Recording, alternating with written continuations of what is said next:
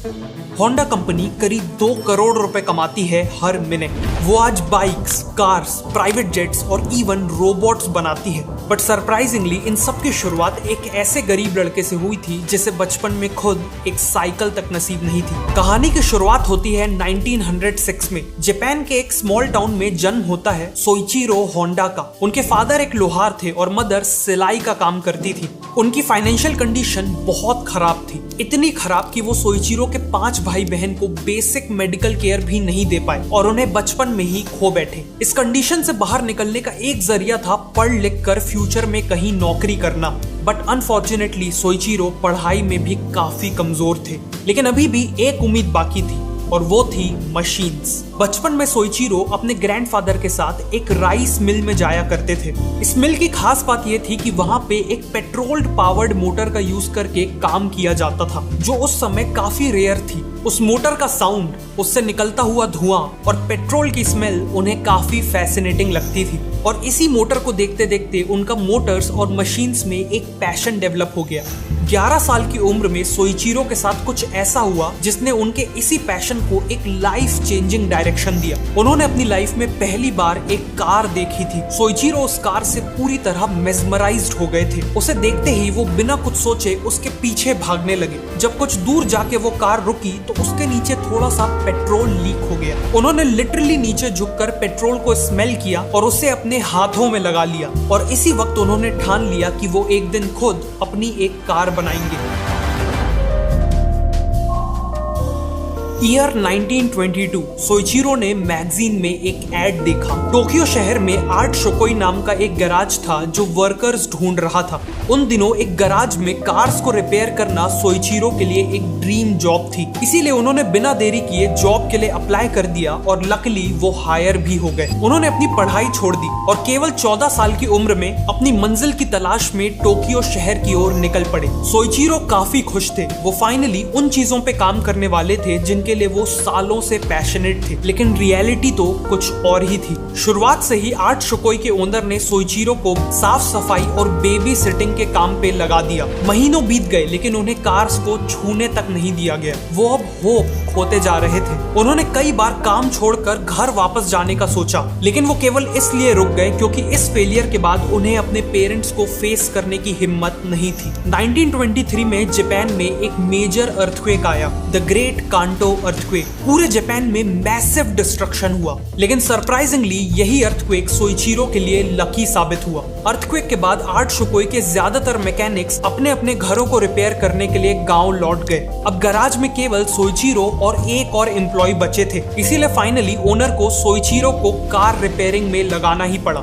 ना केवल अब वो कार रिपेयरिंग सीख रहे थे, पर साथ में टेस्टिंग के लिए उन्हें मोटरसाइकिल्स और कार्स को चलाने का भी मौका मिला। सोइचिरो का काम देखकर सभी लोग सरप्राइज थे। वो बहुत जल्द वहां के सबसे बेस्ट मैकेनिक बन गए और उनका एक के बाद एक प्रमोशन होता चला गया। उसी दौरान जापान में मोटर स्पोर्ट्स की पॉपुलैरिटी बढ़ते जा रही थी, इसीलिए आर्ट शोकोई के ओनर ने सोइचिरो को एक रेसिंग कार असेंबल करने को कहा। सोइचिरो ने अमेरिकन कर्टिस बाइप्लेन का सेकेंड हैंड इंजन लिया और मिचेल नाम की एक अमेरिकन कार की बॉडी यूज करके एक रेसिंग कार असेंबल कर दी। इस कार का नाम भी कर्टिस रखा गया। 1924 की जापानीज मोटर कार चैंपियनशिप में इस कार ने हिस्सा लिया और फर्स्ट पोजीशन हासिल की। और इस रेस में सोइचिरो ने अकम्पनिंग इंजीनियर का रोल निभाया। ये सोइचिरो के लिए एक स्पेशल एक्सपीरियंस था और इसी के बाद मोटर स्पोर्ट्स सोइचिरो का एक नया ऑब्सेशन बन गया। लेकिन उन्हें इस बात का कोई अंदाजा नहीं था कि यही ऑब्सेशन आगे चल के उनके लिए लाइफ थ्रेटनिंग साबित होगा। 1928 में आर्ट शोकोई ने सोइचिरो के टाउन हमामात्सु में अपनी एक ब्रांच खोलने का फैसला लिया और पार्टनरशिप बेसिस पे सोइचिरो को इस स्टोर का इंचार्ज बना दिया। उसी सोइचिरो को जिसे कुछ साल पहले कार्स को छूना भी अलाउड नहीं था। सबको उम्मीद थी कि सोइचिरो की ये शॉप एक इंस्टेंट सक्सेस बन जाएगी, लेकिन हुआ इसका बिल्कुल उल्टा। ये शॉप बुरी तरह से फेल हो गई। सोइचिरो केवल 21 साल के थे और कोई भी कस्टमर अपनी कार की जिम्मेदारी इतने यंग लड़के को नहीं देना चाहता था। इसीलिए उनके गैराज में कस्टमर्स आते ही नहीं थे। गैराज को बंद होने से रोकने के लिए सोइचिरो को जल्द ही कोई सॉल्यूशन निकालने की जरूरत थी। उन्होंने ऑब्जर्व किया कि दूसरे गैराज कई बार किसी कार को रिपेयर करने में फेल हो जाते थे या फिर उस कार को रिपेयर करने को इम्पॉसिबल बता देते थे। ऐसे केसेस में केवल सोइचिरो ही थे जो उन कार्स को रिपेयर करने की गारंटी देते थे और सच में उन्हें रिपेयर कर भी देते थे। इसी के चलते उनकी मार्केट में एक स्ट्रॉन्ग रेप्यूटेशन डेवलप हो गई। अगले कुछ सालों में उनकी शॉप बहुत तेजी से ग्रो हुई। 1931 में जब वो 25 साल के हुए तो वो हर महीने 1000 येन का प्रॉफिट अर्न कर रहे थे और उन्होंने 50 लोगों की टीम भी बना ली थी। इसी दौरान होंडा ने न केवल वापस से रेस कार्स को असेंबल करना चालू कर दिया बल्कि खुद रेसिंग टूर्नामेंट्स में पार्ट भी लेने लगे। 1936 तक उन्होंने कई रेसेस जीती और मोटर स्पोर्ट्स में ही अपना फ्यूचर करियर देखने लगे। लेकिन फिर उनके साथ एक भयानक ट्रेजेडी हो गई। पर आगे बढ़ने से पहले मैं आपको एक ऐसी चीज के बारे में बताना चाहता हूँ जो आपको अमीर बना सकती है। मैंने अभी तक जितने भी सक्सेसफुल एंटरप्रेन्योर्स पे वीडियोस बनाई हैं उन सब में एक चीज कॉमन है। वो सभी अपने लाइफ में जाने अनजाने ऐसे 5 सैक्रिफाइसेस करते हैं जो उन्हें अमीर बनाते हैं। अगर आप भी इन 5 सैक्रिफाइसेस के बारे में जानना चाहते हैं तो मैं आपको 5 सैक्रिफाइसेस टू बिकम रिच बाइट रिकमेंड करूंगा। ये और बाकी सभी बाइट्स कुकू एफएम पे हिंदी में अवेलेबल है। लेकिन ये बाइट्स आखिर है क्या? बाइट्स बेसिकली एक अमेजिंग सॉल्यूशन है हम जैसे लोगों के लिए जो अपने बिजी शेड्यूल के कारण बुक्स पढ़ने का टाइम नहीं निकाल पाते।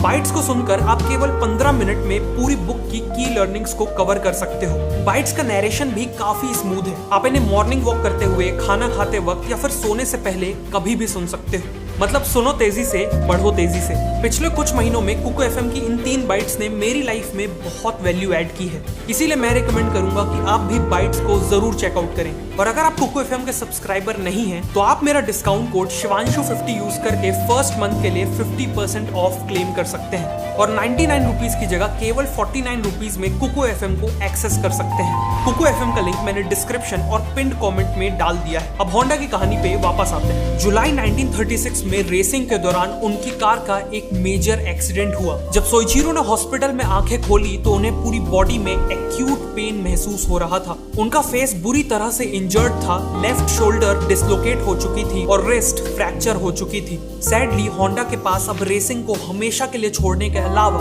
कोई ऑप्शन नहीं था। उन्हें रिकवर होने में पूरे 18 महीने लग गए और इस दौरान उन्होंने ऑटोमोबाइल पार्ट्स की मैन्युफैक्चरिंग स्टार्ट करने का फैसला लिया। वो अब पिस्टन रिंग्स को मैन्युफैक्चर करने वाले थे। पिस्टन रिंग्स कार्स में लगने वाला एक इम्पोर्टेंट कंपोनेंट होता है और उस समय काफी डिमांड में भी था। उन्होंने गैराज की जिम्मेदारी अपने एम्प्लॉइज को दे दी और 1937 में टोकाई सेकई नाम की कंपनी को एस्टैब्लिश किया।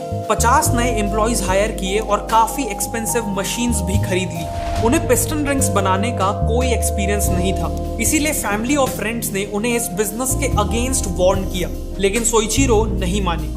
उनका कहना था कि अगर मैं किसी चीज को केवल एक बार देख लूं तो मैं उसे बना सकता हूं। I can build anything if I see it just once। वो दिन रात फैक्ट्री में अपने वर्कर्स के साथ काम पे लग गए। कई महीने बीत गए और उनकी सारी सेविंग्स खत्म होने लगी। अल्टीमेटली फैक्ट्री को चालू रखने के लिए उन्हें अपनी वाइफ की ज्वेलरी बेचनी पड़ी। लेकिन इन सब के बाद भी वो एक प्रॉपर पिस्टन रिंग बनाने में फेल हो गए। फाइनली सोइचिरो को रियलाइज हुआ कि उनके पास एक प्रॉपर पिस्टन रिंग बनाने के लिए सफिशिएंट नॉलेज नहीं है। इसीलिए उन्होंने 31 की एज में हामामात्सु हाई स्कूल में मेटलर्जी पढ़ने के लिए एक स्पेशल स्टूडेंट के तौर पे एडमिशन ले लिया। उन्होंने अपनी लर्निंग्स को फैक्ट्री में अप्लाई किया और फाइनली नवंबर 1937 में उन्होंने एक एक्सेप्टेबल पिस्टन रिंग बना ली। अगले 2 सालों में वो अब न केवल टोयोटा और बाकी कंपनीज को सक्सेसफुली पिस्टन रिंग सप्लाई कर रहे थे बल्कि नेवी के लिए भी पार्ट्स और मशीनरीज बनाना चालू कर चुके थे। 1940s तक उन्होंने एक मैसिव प्लांट सेटअप कर लिया था और उनका बिजनेस काफी तेजी से ग्रो हो रहा था।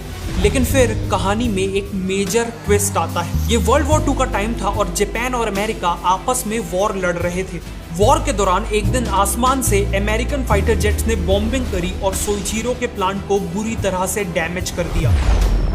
वो इस हादसे से रिकवर कर ही रहे थे कि 1945 में हामामात्सु एरिया में एक मेजर अर्थक्वेक आता है और उनका प्लांट पूरी तरह से डिस्ट्रॉय हो जाता है। वॉर के बाद तक उनकी सालों की मेहनत और उनकी कंट्री दोनों ही बर्बाद हो चुके थे। वो वापस से जीरो पे आ चुके थे। सोइचिरो ने अपनी कंपनी के बचे कुछ एसेट्स 4.5 लाख येन में बेच दिए और काम से ब्रेक ले लिया। इसी दौरान उन्हें जापानीज आर्मी का एक जनरेटर मिला जो आर्मी अपने वायरलेस रेडियोस को चलाने के लिए यूज करती थी। इंजन को एग्जामिन करने के बाद सोइचिरो के मन में एक ऐसा आइडिया आया जिसने आज की होंडा कंपनी की नींव रखी। एक्चुअली वॉर के बाद फ्यूल की काफी कमी थी जिस कारण उसका प्राइस बहुत ज्यादा बढ़ गया था, इसीलिए ज्यादातर लोगों को हर जगह साइकिल से ही ट्रैवल करना पड़ता था। सोइचिरो का आइडिया था इसी साइकिल को मोटराइज करने का। इस काम के लिए उन्होंने 1946 में होंडा टेक्निकल रिसर्च इंस्टीट्यूट की शुरुआत की। अपनी स्किल्स का यूज करके इस मिलिट्री इंजन को मॉडिफाई किया और साइकिल्स में फिट कर दिया, जिससे अल्टीमेटली एक अफोर्डेबल मोटरसाइकिल बन के तैयार हो गई और ये एक इंस्टेंट सक्सेस भी बन गई। लेकिन दो प्रॉब्लम्स थी। पहली ये कि उनके पास केवल 500 मिलिट्री इंजन्स बाकी थे, लेकिन डिमांड बहुत ज्यादा थी। दूसरा ये कि मिलिट्री इंजन्स भी पेट्रोल पे चलते थे और पेट्रोल काफी एक्सपेंसिव था। इन प्रॉब्लम्स को सॉल्व करने के लिए सोइचिरो ने खुद का इंजन डिजाइन किया और उससे यूज करके मोटरसाइकिल्स बनाने लगे। इन मोटरसाइकिल्स की खास बात ये थी कि इन्हें चलाने के लिए 100% पेट्रोल की जरूरत नहीं थी। पाइन ट्री की रूट से बनने वाला रेजिन और पेट्रोल को मिक्स करके जो फ्यूल बनता था, ये मोटरसाइकिल्स उससे भी चल सकती थी। यही कारण था कि सोइचिरो की ये जुगाड़ू मोटरसाइकिल हाथों हाथ बिकी। इस सक्सेस के बाद सोइचिरो ने एक प्रॉपर मोटरसाइकिल बनाने का सपना देखा और इसे अंजाम देने के लिए उन्होंने एस्टैब्लिश किया द होंडा मोटर कंपनी। और केवल एक साल बाद 1949 में उन्होंने अपनी पहली कंप्लीट मोटरसाइकिल बना ली। उन्होंने इसका नाम रखा ड्रीम, लेकिन अनफॉर्चुनेटली ये मोटरसाइकिल मार्केट में फेल हो गई।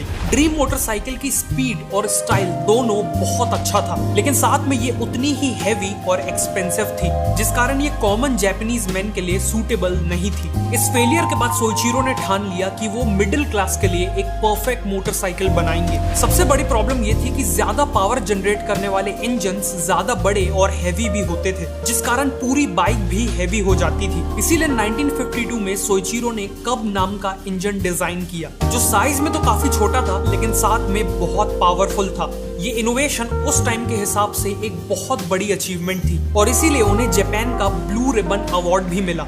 इंजन बन चुका था और अब बारी थी मोटरसाइकिल बनाने की। उन्होंने पूरी दुनिया ट्रैवल की, कई एक्सपर्ट से मुलाकात की और मोटरसाइकिल डिजाइन को डीपली समझा और फाइनली 1958 में लॉन्च की अपनी revolutionary two wheeler the super कब। सुपर कब एक अफोर्डेबल और हाईली एफिशिएंट मोटरसाइकिल थी। इसकी सबसे बड़ी खासियत थी कि इसे लिटरली कोई भी चला सकता था, इसीलिए लॉन्च होते ही इसने जापान में कंपटीशन को ऑलमोस्ट इंस्टेंटली किल कर दिया। अर्ली 1960s तक होंडा जापानीज मार्केट में नंबर 1 बन चुके थे। साथ ही साथ वो हर साल लाखों मोटरसाइकिल्स पास के देशों में एक्सपोर्ट कर रहे थे, लेकिन वर्ल्ड के सबसे बड़े मार्केट को कैप्चर करना अभी भी बाकी था और वो मार्केट था अमेरिका। उस समय अमेरिका में मोटरसाइकिल्स की रेपुटेशन काफी खराब थी। वहाँ के लोग मानते थे कि मोटरसाइकिल्स केवल क्रिमिनल्स और बाइकर गैंग्स वगैरह यूज करते हैं। इस इमेज को बदलने के लिए उन्होंने टाइम, लाइफ और लुक जैसी प्रेस्टीजियस और पॉपुलर मैगजीन्स में अपनी मोटरसाइकिल्स का एड किया, लेकिन उन्होंने बड़ी ही स्मार्टली किसी भी एड में मोटरसाइकिल वर्ड का यूज नहीं किया। होंडा चाहता था कि अमेरिका के शरीफ लोग उनकी बाइक्स को अपनाएं, इसीलिए उन्होंने अपने एड्स की टैगलाइन को भी बड़ी ही स्ट्रेटेजिकली चुना। उनकी टैगलाइन थी You meet the nicest people on a Honda। उन्होंने इस एड में हाउसवाइफ्स, वर्किंग प्रोफेशनल और स्टूडेंट जैसे कॉमन लोगों को होंडा चलाते हुए दिखाया। ये मार्केटिंग स्ट्रेटेजी इतनी सक्सेसफुल हुई कि 1968 तक होंडा ने अमेरिका में 10 लाख मोटरसाइकिल्स बेच दी और 1973 तक वहां का 43% मार्केट शेयर कैप्चर कर लिया। Honda was on a roll. वो एक के बाद एक नए और इम्प्रूव्ड मॉडल्स लॉन्च करते जा रहे थे और वो 1960s में ही दुनिया के सबसे बड़े मोटरसाइकिल ब्रांड बन चुके थे। लेकिन सोइचिरो का बचपन का सपना अभी भी अधूरा था। अब टाइम आ चुका था उसे पूरा करने का, खुद की कार्स बनाने का।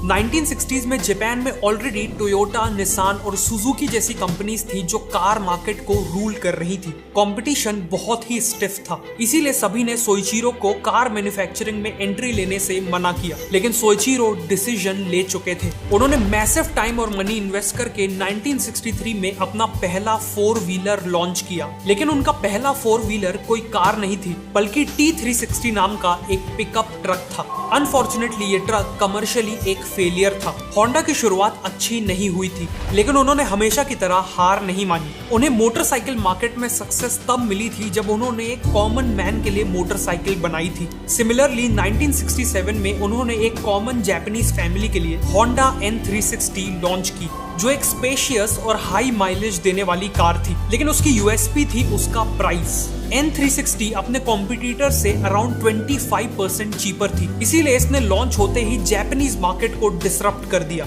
जापान में तो सक्सेस मिल चुकी थी, लेकिन अपने 4 व्हीलर से एक ग्लोबल इम्पैक्ट करना अभी भी बाकी था। 1970s में होंडा ने एक बहुत बड़ी अपॉर्चुनिटी को स्पॉट किया। उस समय पूरे वर्ल्ड में एक ऑयल क्राइसिस चल रहा था, जिस कारण फ्यूल बहुत एक्सपेंसिव था। साथ में यूएस गवर्नमेंट ऑटोमोबाइल से होने वाले पोल्यूशन के कारण काफी कंसर्न थी। The great question of the 70s is, shall we surrender to our surroundings or shall we make our peace with nature and begin to make reparations for the damage we have done to our air, to our land and to our life? इसीलिए उन्होंने clean air act के through automobile companies के ऊपर strict regulations लगा दिए। मतलब अब उन्हें बिजनेस करने के लिए अपने इंजन्स को इस तरह मॉडिफाई करना होगा जिससे वो कम पॉल्यूशन करे। इस रेगुलेशन के बाद सभी कार कंपनीज ने लॉयर्स को हायर करके यूएस गवर्नमेंट के अगेंस्ट केसेस फाइल कर दिए।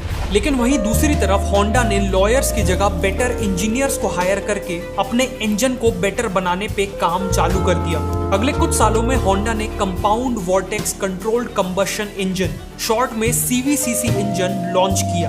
ऑटोमोबाइल की दुनिया में ये एक मेजर ब्रेक थ्रू था। ये इंजन ना केवल पॉल्यूशन स्टैंडर्ड्स के हिसाब से फिनोमिनल था, बट वो साथ में काफी फ्यूल एफिशिएंट भी था और किसी और कंपनी का इंजन इसके आसपास भी नहीं था। होंडा ने 1975 में इसी इंजन के साथ अपनी होंडा सिविक को लॉन्च किया। ये कार कस्टमर्स और गवर्नमेंट दोनों की रिक्वायरमेंट्स को 100% सेटिस्फाई कर रही थी एंड एज एक्सपेक्टेड इसने अमेरिकन कार मार्केट को हिला के रख दिया। होंडा सिविक आगे चल के वर्ल्ड की one of the most popular cars में से एक बनी और इसके नए मॉडल्स आज भी मार्केट में बिकते हैं। The all-new 2022 Honda Civic Sedan. इस सक्सेस के बाद there was no looking back. Honda ने इसके बाद होंडा अकॉर्ड और होंडा सिटी जैसे मॉडल्स लॉन्च किए, जिसने अपस्केल कस्टमर सेगमेंट्स को भी सक्सेसफुली टारगेट किया। फाइनली सोइचिरो होंडा ने ऐसी कार्स बना ली थी जिसने उनके साथ साथ पूरे वर्ल्ड को फैसिनेट किया था। जापान के एक छोटे से शहर के लड़के का बड़ा सपना अब पूरा हो चुका था। सोइचिरो होंडा का कहना था कि सक्सेस इज 99% फेलियर। हम सब फेलियर